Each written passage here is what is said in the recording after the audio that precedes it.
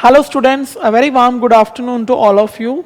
I am Prince standing here before all of you for the help in economics. Today we will start national income. Before proceeding the national income, there are 2-3 points which are very important to narrate to you. Firstly, I would like to discuss that for the last 5 to 6 days we were unable to conduct the class for economics for class 12 specifically. Due to few reasons, we were not able to take your class. So I think I know very well your continuity would have been broken. So therefore, we apologize for that. So anyways, we have to discuss about national income. This is our important topic. अब एक बात जो है important समझने वाली यहाँ पर ये है कि जब बच्चा 12th स्टैंडर्ड में होता है तो जो उसका एक फ्रेश माइंड होता है, रो माइंड होता है, तो उस समय जो नेशनल इनकम का टॉपिक है वो शुरुआत के ही कुछ चैप्टर्स में गिवन दिया होता है और ये माना जाता है कि at that time the student has a proper time to understand the complexity of a national income. Okay, अब नेशनल इनकम सिर्फ सीबीएसई के बच्चों के लिए इंपॉर्टेंट नहीं है. ठीक है, आप चाहे यहाँ पर लाइव क्लास में there will be so many students who would be watching me here right now. I think I don't know for which examinations you are preparing for. There will be so many students, they would be preparing for UPSC, SSC, CGL, HTET, CTET, okay, and for any other competitive examinations. National income is such an important concept in economics कि जिसका एक ना 2-3 questions जो है हर एक competitive exams में पूछे जाते हैं. ठीक है, तो नेशनल इनकम की नॉलेज होना सिर्फ कॉम्पिटिटिव 12th क्लास के बच्चों के लिए ही इंपॉर्टेंट नहीं है, कॉम्पिटिटिव एग्जाम्स के लिए जो बच्चे तैयारी कर रहे हैं उनके लिए भी ये एक इंपॉर्टेंट कॉन्सेप्ट है. ठीक है, अब देखो ज्यादा बात ना करते हुए हम स्टार्ट करते हैं नेशनल इनकम को कि नेशनल इनकम किसे कहा जाता है. देखो टॉपिक है हमारे पास, चैप्टर जो हम कर रहे हैं, this is a national income accounting. National income accounting. Okay, now to understand the national income accounting, first of all we must be aware about the basic meaning of a national income. ठीक है, national income किसको बोला जाता है. देखो national income के बहुत सारे एग्रीगेट्स होते हैं, GDP, GNP, okay, NDP, NNP, market price, factor cost. ठीक है, gross, net, domestic, national, there are so many concept. ठीक है, इसके 3 मेथड्स भी होते हैं हमारे पास नेशनल इनकम को काउंट करने के, income method, expenditure method, value added method, बहुत सारे मेथड्स हैं और एक थोड़ा सा कॉम्प्लेक्स चैप्टर है. ठीक है, पहले तो मैं आपको बता देना चाहता हूं कि जितना कॉम्प्लेक्स चैप्टर नेशनल इनकम है उससे कहीं गुना ज्यादा कॉम्प्लेक्स इसको बच्चों ने बना रखा है कि ये कॉम्प्लेक्स है. अगर आपको इसके कुछ 4-5 6-7 फंडामेंटल्स ऐसे हैं, अगर वो आपको क्लियर हो जाएंगे तो नेशनल इनकम को समझना आपके लिए बहुत आसान हो जाएगा. अब वो जो 6-7 बेसिक फंडामेंटल्स हैं वो मैं आपको 2 दिन बाद बताऊंगा. अभी के लिए जो आज के टाइम पे, आज क्योंकि we have started the national income, तो मैं आपको बिल्कुल बेसिक नेशनल इनकम के बारे में बताऊंगा और उसकी इंफॉर्मेशन होना आपको बहुत ज्यादा जरूरी है. और कंटिन्यूसली आई थिंक हमारी 15-20 क्लासें नेशनल इनकम पर ही बेस्ड होंगी. ठीक है, तो आप अपनी कंटिन्यूटी बनाए रखना बच्चे. तो चलो स्टार्ट करते हैं नेशनल इनकम. तो पहला क्वेश्चन हमारे पास अराइज होता है कि नेशनल इनकम किसको बोला जाता है. देखो national income is the sum total of factor income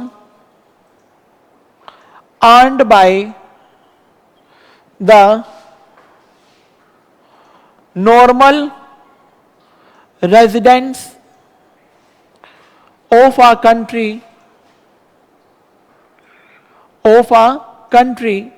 during an accounting year.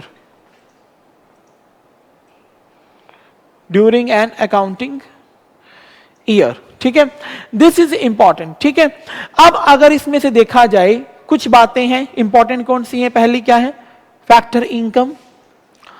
Second important term normal residents और थर्ड इंपॉर्टेंट टर्म है एन अकाउंटिंग ईयर. ठीक है, अब इन तीनों का जरा अच्छे से समझो कि नेशनल इनकम क्या होती है कि एक अकाउंटिंग ईयर के अंदर देश के जो सामान्य निवासी हैं, जो हमारे देश के नागरिक हैं, उनके द्वारा अर्न की गई इनकम जो है फैक्टर इनकम, उसको हम क्या कहते हैं? National income. दोबारा से फिर सुन लो, एक अकाउंटिंग ईयर के अंदर, एक साल के अंदर हमारे देश के सामान्य निवासियों के द्वारा जो अर्जित की गई कुल आय जो है, उसके कुल जोड़ को हम क्या कहते हैं? राष्ट्रीय आय बोलते हैं, या हम उसको नेशनल इनकम कहते हैं। आपको जब मैंने पिछला चैप्टर करवाया था, उसमें मैंने आपको रियल फ्लो और मनी फ्लो के बारे में बताया था, ठीक है? Real flow and money flow के बारे में हमने डिस्कस किया था, ठीक है? अब मेरी बात सुनो, रियल फ्लो और मनी फ्लो में क्या डिफरेंस है, ठीक है? रियल फ्लो की जब हम बात करते हैं तो रियल फ्लो में गुड्स का एक्सचेंज होता है, एक तरफ हमारे पास प्रोड्यूसर सेक्टर होता है और एक तरफ हमारे पास हम क्या लेते हैं? House hold sector. अंडरस्टैंड, ठीक है? Producer sector house hold sector को क्या देता है? गुड्स एंड सर्विसेज प्रोवाइड करता है, we know very well. On the other hand household sector producer sector को क्या प्रोवाइड करता है? इसको खर्चा करना होता है, expenditure on goods and services. Got it? Real flow हो गया। इसके बाद जब हम मनी फ्लो की बात करते हैं, मनी फ्लो में यहां पर जो फ्लो हो रहा है, this is a flow of goods and services, ठीक है? Under the real flow. When we talk about money flow में हमें बात करनी है पेमेंट्स के बारे में, जब पेमेंट का फ्लो किया जाता है, ठीक है? अब हमारी इकोनॉमी में हमने दो सेक्टर्स लेके चलते हैं, एक है बच्चों प्रोड्यूसर सेक्टर और एक है हाउस होल्ड सेक्टर। एक है प्रोड्यूसर सेक्टर और दूसरा हाउस होल्ड सेक्टर, ठीक है? हमें पता है कि हाउस होल्ड सेक्टर जो है वो क्या है?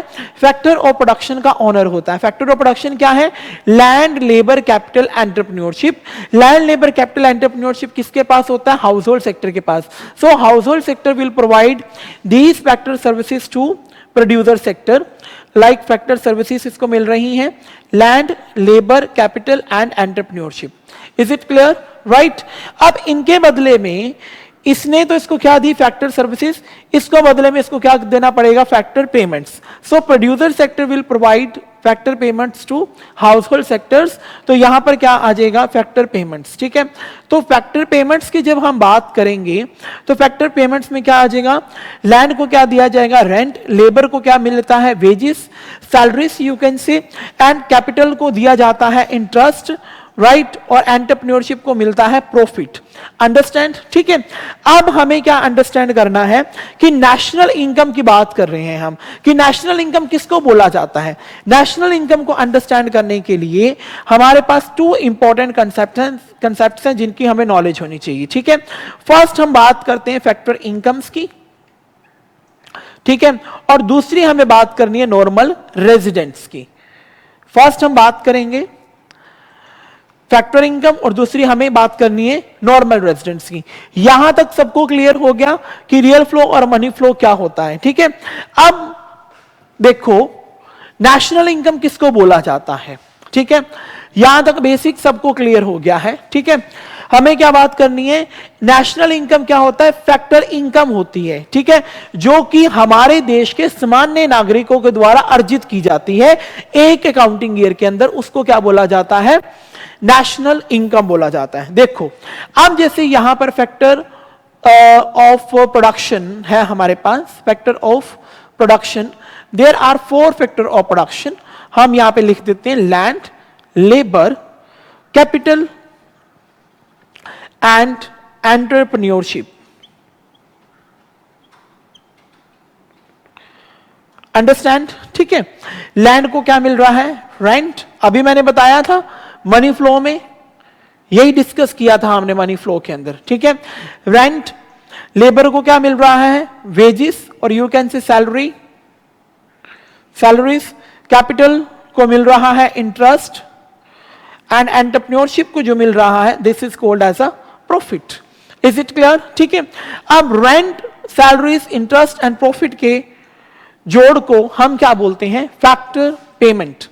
ये हमारी क्या है? Factor income. अंडरस्टैंड? इसको हम क्या बोलते हैं? Factor income. इसी फैक्टर इनकम को क्या बोला जाता है? National income. Understand? This is known as a national income. Is it clear? ठीक है, नेशनल इनकम सबको क्लियर हो गया, नेशनल इनकम क्या होती है। अब देखो हमारे पास एक टॉपिक ये आता है कि आपको नेशनल इनकम का पता है। नेशनल इनकम जो होती है ये, इसको हम क्या बोलते हैं? Earned income. क्या बोलते हैं? Earned income. जब भी हम नेशनल इनकम का एस्टिमेशन करेंगे तो हमें अर्न्ड इनकम को इसके अंदर काउंट करना है, जो कि हमने कमाई कर रखी है, जो कि हमारी कमाई है। अपनी कमाई को हम किस में काउंट करेंगे? नेशनल इनकम में काउंट करेंगे। ठीक है, इसके अलावा कुछ चीजें ऐसी हैं कि जो हमें नहीं मिल रही, सरकार के द्वारा हमें, वो हमने नहीं कमाई, सॉरी, बट हमें सरकार के द्वारा दी जा रही है, उनको हम क्या बोलते हैं? Transfer income. ठीक है, एक तो क्या होता है? फैक्टर इनकम, जिसको हम क्या बोलते हैं? Earned income. और ट्रांसफर इनकम्स होती हैं हमारी unearned income. These are unearned income. This is not our income. तो इसलिए that is why we say this is unearned income. अब ट्रांसफर इनकम्स कौन सी होंगी? फॉर एग्जाम्पल जैसे कि चैरिटी प्रोवाइड करवाई जाती है, डोनेशंस प्रोवाइड की जाती है, अंडरस्टैंड? ठीक है, तो ये क्या हो जाएगी? Transfer income. ठीक है, we can take another example. Let's suppose pensions is given to old aged people by the government. old age pension provide की जाती है। अब जो हमारी विडोज लेडीज हैं उनको, विधवाओं को विधवा पेंशन दी जाती है। जो लोग 60+ क्रॉस कर जाते हैं, उनकी जो सीनियर सिटीजन्स हैं वो क्योंकि इकोनॉमिक एक्टिविटीज इस एज में आके नहीं कर सकते, तो सरकार उनको भी क्या करती है? कुछ अमाउंट जो है, फिक्स्ड अमाउंट उनको प्रोवाइड करती है, तो उनको हम क्या बोलते हैं? Transfer income. अब मान लो सीनियर सिटीजन्स को जो पैसा सरकार दे रही है, या उनको जो डोनेशंस मिल रही है, या चैरिटी के तौर पे जो मिल रहा है, इवन नॉन गवर्नमेंट ऑर्गेनाइजेशन भी काफी सारा दान कर देती हैं, तो दान से, डोनेशन से, या सरकार की कुछ जो पॉलिसीज बनाई हैं उससे लोगों को बेनिफिट मिल रहा है, तो यहां पे तो सीधी तौर पर इनकम लोगों के पास पहुंची, बट क्या उन्होंने इसको खुद कमाया है? क्या इसको खुद अर्न किया हुआ है उन्होंने? They have not earn that much amount. तो ये उनकी क्या होगी? Transfer income. तो और जब फैक्टर इनकम की बात हम करते हैं, ये लोगों ने अपनी मेहनत से अर्न कर रखी है, तो इसको हम क्या बोलते हैं? Factor income. This is called as a earned income. Okay, अब देखो, now we have to understand that which income will be considered as a part of national income and which income will not be considered as a part of national income.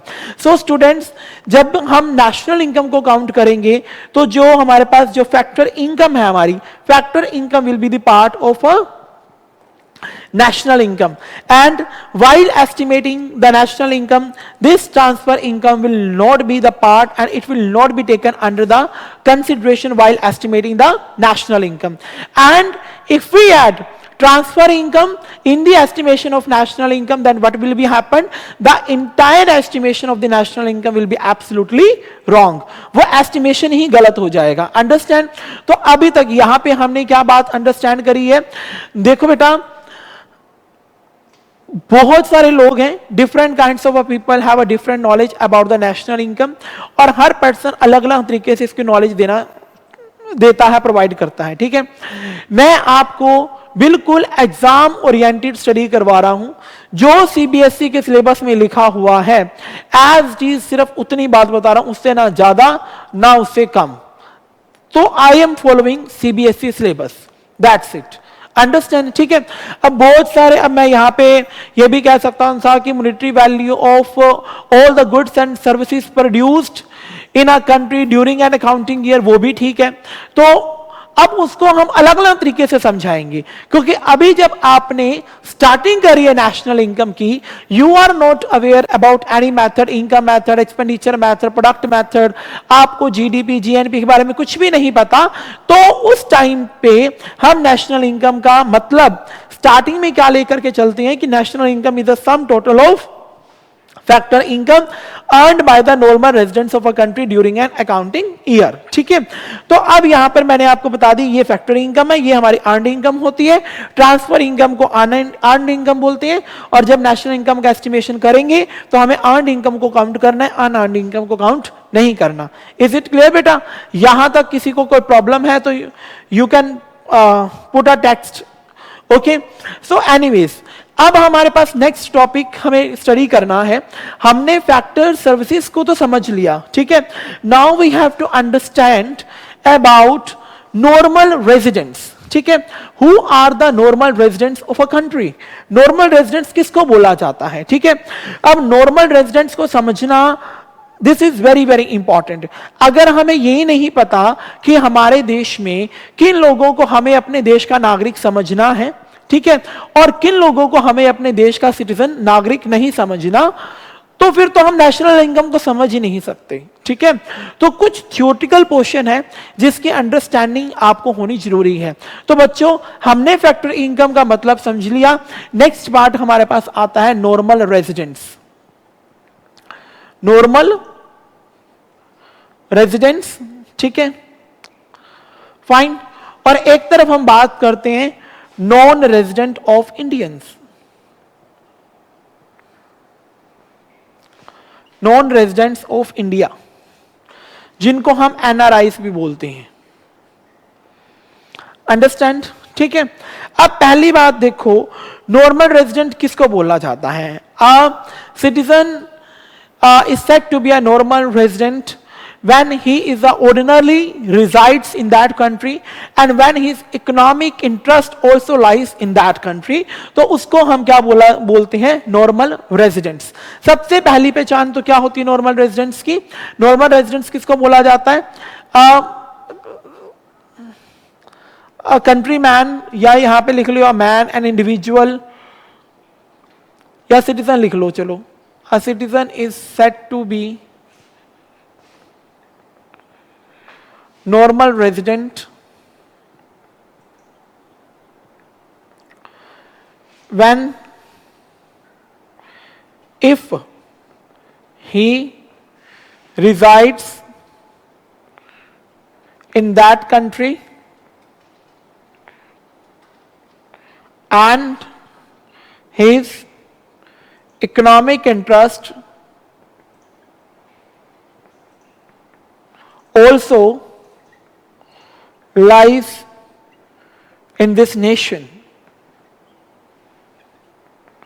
This is known as normal residents, ठीक है। Normal residents का मतलब क्या हो गया कि देखो कि एक पर्सन है कि जिसकी इकोनॉमिक एक्टिविटीज जो है वो हमारे देश में होती हैं और वो हमारे देश का नॉर्मल रेजिडेंट्स है, यानी कि वो पैदा हुआ है हमारे देश में, ठीक है। वो हमारे देश का जो एक सिटीजनशिप का जो प्रूफ है वो उसके पास होना चाहिए, ठीक है।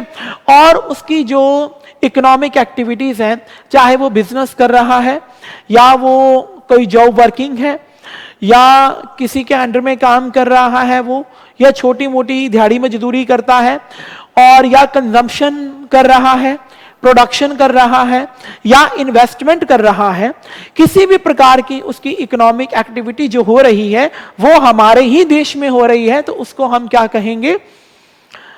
Normal resident of the country, ठीक है। तो नॉर्मल रेजिडेंट्स के लिए मैंने कौन सी दो इंपॉर्टेंट बातें बताई हैं? पहली इंपॉर्टेंट बात यह है कि वो हमारे देश का नागरिक होना चाहिए, हमारे देश में रहता होना चाहिए, ठीक है। He must be residing in our country and after that his economic activity should also lie within the our country, ठीक है। और जो उसकी इकोनॉमिक एक्टिविटीज हैं वो economic activity whether it is related to consumption, production या investment, किसी से रिलेटेड हो तो वो हमारे ही देश में होनी चाहिए, उसको हम क्या बोलते हैं? नॉर्मल रेजिडेंट्स, ठीक है। अब देखो इसके अलावा कुछ बातें हैं हमें और बहुत समझने वाली हैं, which are very very important for us. देखो अब यहां पर हमें मेन बात समझ में आ गई। अब देखो जैसे कि इकोनॉमिक इंटरेस्ट का आपको समझ में आ गया क्या है, ठीक है। अब देखो कि कोई भी पर्सन हो, मान लो citizens of other nations who continue to live in the country beyond 1 year, ठीक है। कोई भी पर्सन जो है उसको हमारे देश में 1 से ज्यादा साल हो गए रहते हुए और उसकी इकोनॉमिक इंटरेस्ट जो है वो हमारे ही देश में है, ठीक है। जैसे मान लो यूएसए का कोई पर्सन है, ठीक है, उसको हमारे देश में रहते हुए 1 साल या 1 से ज्यादा हो गया है, तो वो यूएसए का जो पर्सन है वो क्या माना जाएगा? इंडिया का सिटीजन माना जाएगा। क्या माना जाएगा? इंडिया का सिटीजन माना जाएगा। क्यों? क्योंकि उसको क्या हो चुका है, हमारे देश में रहते हुए 1 से ज्यादा टाइम हो गया है। अंडरस्टैंड? ठीक है। अब देखो इसमें है इंडियंस एम्प्लॉयड। अब मैं आपको यहां पे लिखवाता हूं, ये तो आपको मेन समझ में आना चाहिए। This is very very important. ठीक है, ये आप लिखना चाहो तो you can write this information. ठीक है, अब देखो मैं यहां पे लिख रहा हूं, शॉर्ट में आपको बता रहा हूं जो जो इंपॉर्टेंट बातें हैं। देखो, इंडियंस एम्प्लॉयड, पहला तो यहां पे मैं लिख रहा हूं कि सिटीजन ऑफ इंडिया, ठीक है, और economic interest must lie within the country.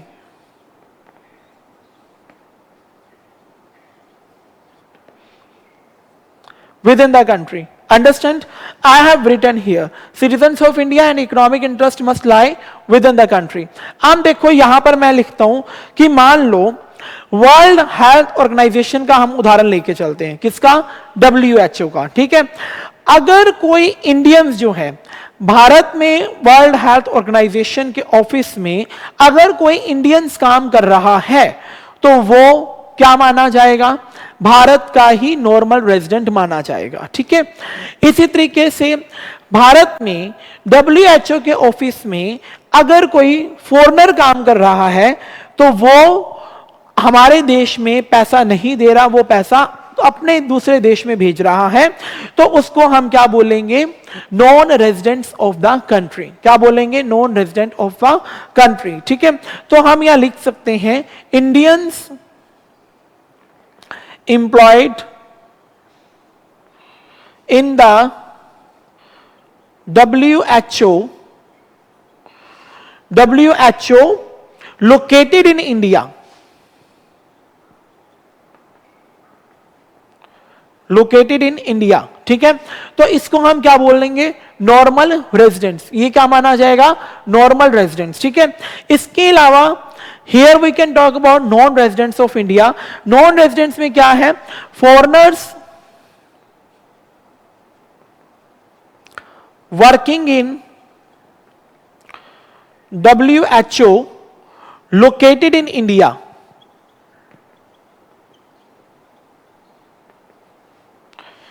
Understand? ठीक है, मान लो भारत का कोई भी पर्सन है, इंडियंस, मतलब इंडियंस जो हैं भारत के WHO ऑफिस में कोई इंडियंस काम कर रहे हैं, तो वो इंडियंस भारत के क्या माने जाएंगे? Normal residents. इसके अलावा नॉन रेजिडेंट्स की अगर हम बात करेंगे तो भारत के WHO ऑफिस में, वर्ल्ड हेल्थ ऑर्गेनाइजेशन में कोई बाहर का पर्सन, फॉरेनर आके काम करता है तो उसको क्या बोला जाएगा? Non resident of the country. Understand? ठीक है, इसके अलावा लोकल पीपल, यहां पे हम लिख सकते हैं local people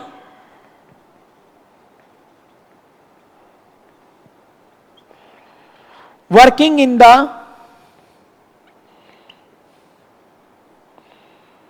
international monetary fund. इसको मैं ना शॉर्ट फॉर्म में लिख देता हूं IMF। ठीक है, international monetary fund in India. Understand? ठीक है, यानी कि भारत में IMF के ऑफिस में, जो भारत में IMF का ऑफिस है, उस ऑफिस में अगर कोई इंडियंस लोग जो हैं, इंडियन के भारत के लोकल पीपल वहां पे काम कर रहे हैं, तो उनको हम क्या बोलेंगे? Normal residents. क्या बोलेंगे उनको? Normal residents. ठीक है, इसके अलावा ये फर्स्ट पॉइंट हो गया।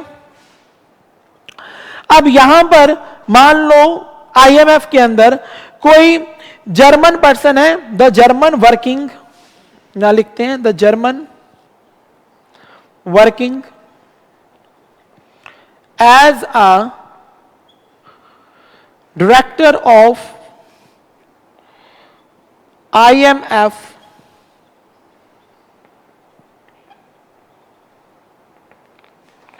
ठीक है, अब देखो कोई भी जर्मन का पर्सन है, ठीक है, वो एज अ डायरेक्टर IMF, जो भारत में IMF की ब्रांच जो एक ऑफिस सिचुएटेड है उसमें कोई भी जर्मन का पर्सन एज अ डायरेक्टर अगर वर्क करता है तो उसको हम अपने देश का नागरिक नहीं मानेंगे, वो क्या माना जाएगा? Non resident of India. ठीक है, इसके बाद है ambassador for India in rest of the world. Ambassador in India, ambassador in India in rest of the world। ठीक है, एम्बेसडर्स होते हैं जो कि हमारी कंट्री के लिए काम करते हैं। ठीक है, इनको एज अ रिप्रेजेंटेटिव भी बोला जाता है। ठीक है, अब दूसरे देश में हमारे देश का कोई पर्सन भारत के लिए काम करता है, भारत को रिप्रेजेंट कर रहा है, एज अ रिप्रेजेंटेटिव वहां पे गया है, तो उसको हम क्या मानेंगे? Normal resident. क्या मानेंगे उसको? नॉर्मल रेजिडेंट, क्योंकि वो पर्सन क्या है? दूसरी कंट्री में गया क्या बन करके? भारत का एम्बेसडर बन करके, भारत का एज अ रिप्रेजेंटेटिव बन के, तो उस एम्बेसडर को हम अपने ही देश का पार्ट मानेंगे। तो वो किसमें इंक्लूड किया जाएगा? He will be included in the normal residents. ठीक है, इसके अलावा नॉन रेजिडेंट्स ऑफ इंडिया में क्या करेंगे? Ambassador in India, ambassador in India from rest of the world.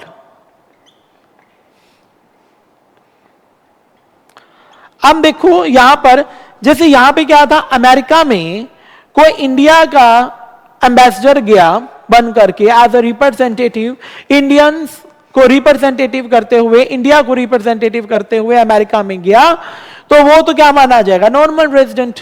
हमारे भारत में अमेरिका से कोई पर्सन आता है एज एम्बेसडर बन के इंडिया में, तो उसको हम अपने देश का नागरिक नहीं कह सकते, वो क्या माना जाएगा?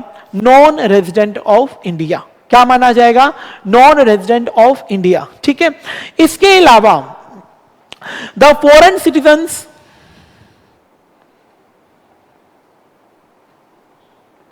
The foreign citizens, the foreign citizens living in India, living in India for a year or more than a year, more than a year, okay, besides studies and health issues।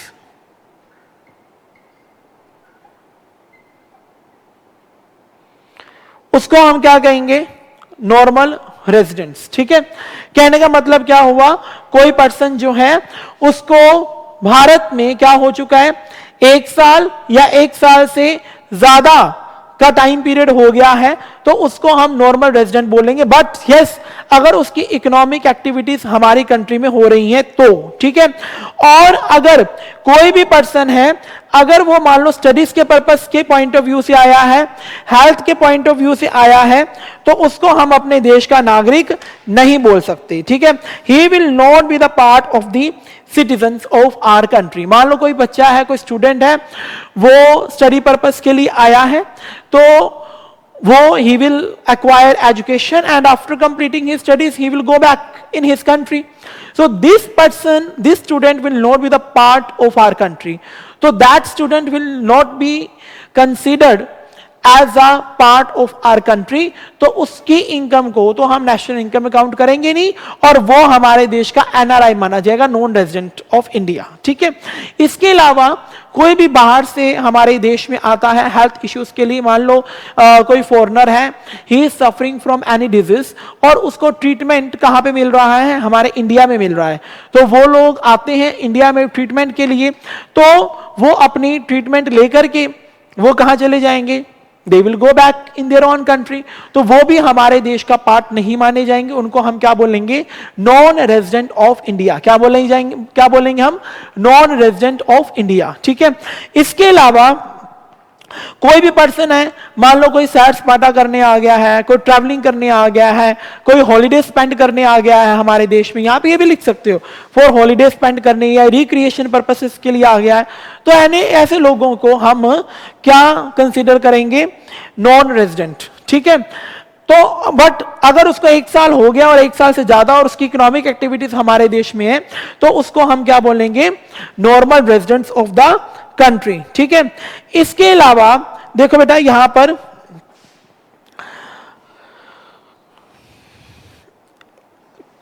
जैसे यहां पे ये 3 है हमारे पास ऊपर। ठीक है, अब इन तीनों में से आपने क्या करना है? कोई फॉरेन है, मान लो कोई फॉरेनर है, the foreign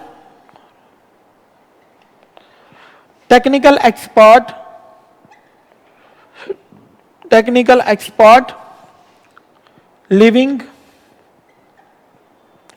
in India less than a year.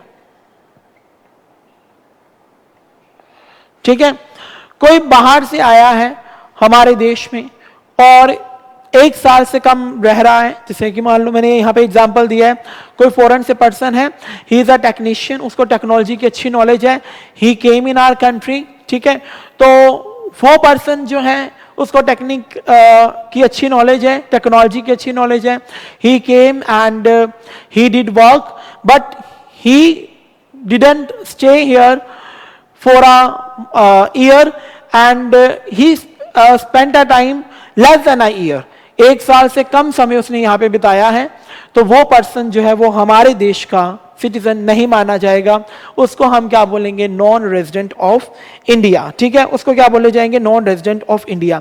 अब जब हम बात करते हैं नेशनल इनकम की, तो नेशनल इनकम में जो हमें काउंट करना है वो किसकी इनकम को काउंट करते हैं?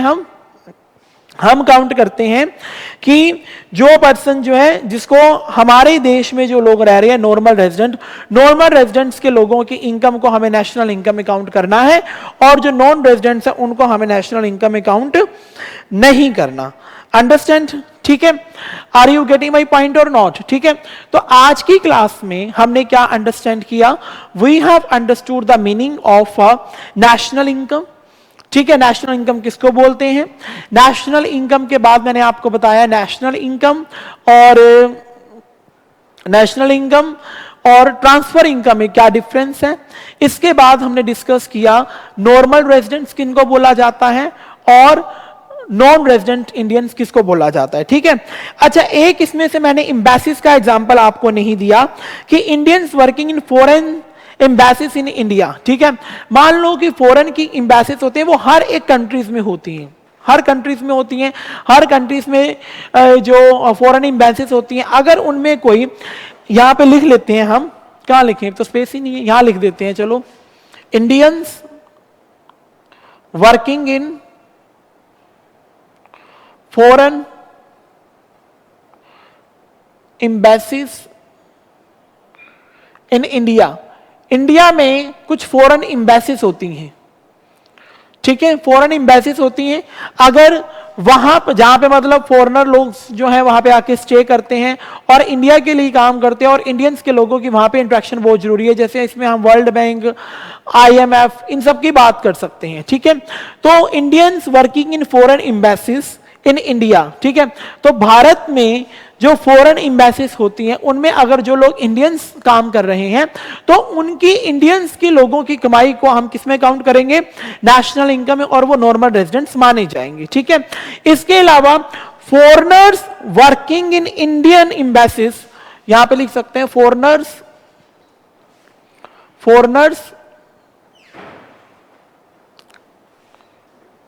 वर्किंग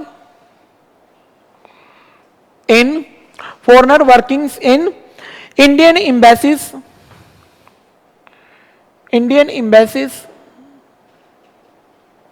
in कोई भी कंट्री लिख लो, Japan and Canada.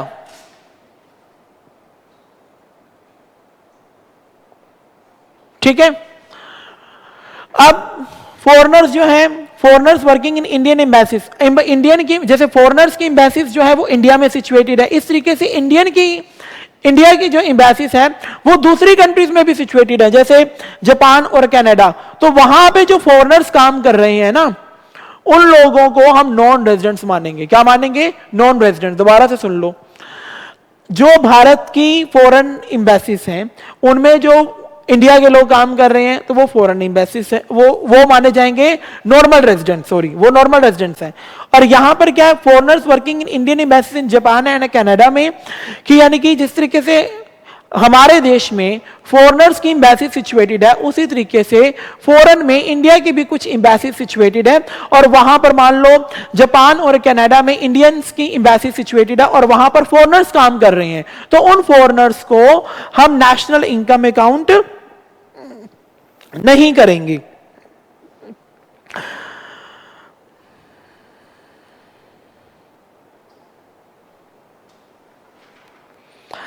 Ayush has asked one question that please give me an example about economic activities. Economic activity कौन सी होती है? Economic activities किनको बोलते हैं? यानी कि जो पैसा जो हम कमा रहे हैं, जो मनी अर्न कर रहे हैं हम, उस इकोनॉमिक एक्टिविटी क्या है? मान लो मैं टीचिंग कर रहा हूं, अपने देश में कर रहा हूं, पैसा कमाने के लिए काम करता हूं, तो मेरी क्या है? ये इकोनॉमिक एक्टिविटी है। कोई डॉक्टर है, डॉक्टरी कर रहा है पैसा कमाने के लिए, वो उसकी क्या है? इकोनॉमिक एक्टिविटी है। ठीक है, तो एक कोई रिक्शा पुलर है, वो रिक्शा चला रहा है, वो उसकी इकोनॉमिक एक्टिविटी है। हमारे जो फादर है, मान लो को बिजनेस करते हैं या शॉप पे जाते हैं या कहीं जॉब वर्किंग है, तो वहां से जो उनको सैलरी आ रही है, जो पैसा कमा रहे हैं, जो अर्निंग हो रही है, वो क्या मानी जाएगी? उसको क्या कहेंगे हम? Economic activity. This is economic activity. Understand? So students, anyways, this is all about today's class. So in today's class we have elaborated about the meaning of national income. Then I told you about the meaning of a factor income, the difference between factor income and transfer income, and then we studied about normal residents of the country and non residents of the country. ठीक है, कल की class में मैं आपको बताऊंगा कि domestic territory क्या होती है, domestic territory of the country क्या होती है, डोमेस्टिक इनकम क्या होती है और नेशनल इनकम क्या होती है। डोमेस्टिक इनकम से नेशनल इनकम में जब जाना होता है तो क्या करते हैं, नेशनल इनकम से जब डोमेस्टिक इनकम में जाना होता है तो क्या करते हैं। उसके बाद कुछ 6-7 कॉन्सेप्ट हैं वो समझाने हैं, उसके बाद तुम्हें एग्रीगेट समझाने हैं। तो आपने क्या करना, अगर अब किसी भी बच्चे ने, किसी भी स्टूडेंट ने एक दिन की भी क्लास मिस करी तो उसकी सारी कंसिस्टेंसी, सारा पूरा फ्लो टूट जाएगा, उसको नेक्स्ट क्लास में कुछ भी समझ में नहीं आएगा। तो आपका जो कंसिस्टेंसी है यहां पर होनी बहुत जरूरी है। तो आज फर्स्ट डे था, मैंने तुम्हें बिल्कुल बेसिक करवाया, कुछ भी ज्यादा डिटेल करवाई नहीं है। ठीक है, तो आगे की डिटेल जो हम in the further classes we will study. तो this is all about today's class. तो rest part of this section we will discuss tomorrow in the class. Thank you very much.